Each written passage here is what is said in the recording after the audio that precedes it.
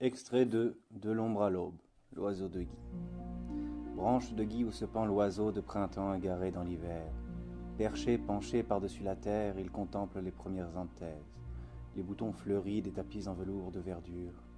Écrasé d'azur légère et tiède, finalement, la plume légère dans son élan prend l'air, s'envole, crie et chante, portant avec lui l'or sublime, le butin blanc prit au gui. De ça, de là, fondant l'humide, la fraîche qui à l'aube s'illumine, qui porte tout et écrase le reste, quoique cet air plutôt épouse. Voilà l'ange, couleur de nuit, l'aile d'ébène au bec d'aube, apportant de sa couleur la même vue agrumée et douce, la même qu'enfant à Noël nous mangeâmes jadis. Cette créature tranchant le ciel porte les perles albes, fruits de sel qu'arborent avec peine les êtres de sève peuplant les cils.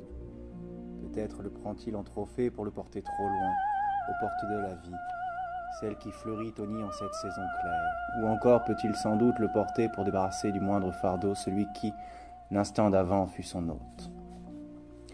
L'instant de son passage fut si court que l'oiseau noir ne fut peut-être même pas noir. Peut-être ne fut-il qu'un simple mirage coloré qui, dans son vol, perdit sa couleur. Maître insignifiant d'une toile infinie qui, sans nul doute, n'a pas vu les spectateurs de son vol, ni même ceux admirant sa petite grandeur. Tout ça lui semblerait peu important, insignifiant. Il nage seul, dans la mer d'air avec sa proie ronde et claire.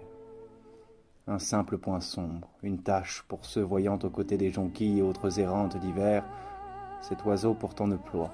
Il se meut avec l'aisance fantastique d'un oiseau de feu, d'un phénix, sans rien pour obstruer sa course, battant le vent froid pour à jamais disparaître de ce lieu, pour à jamais repartir brasser les cieux. Obscur volatile qui un instant avant fut fuite au suivant, partant au devant d'une vie qui ne prend d'instant pour souffler et à terme s'essouffler. Oiseau broyé dans l'air noir à la tombée du jour, peut tomber loin du moindre regard. Ne sait-on pas que la liberté qu'il boit le rapproche à chaque battement de la mort? Il n'en reste pas moins sublime.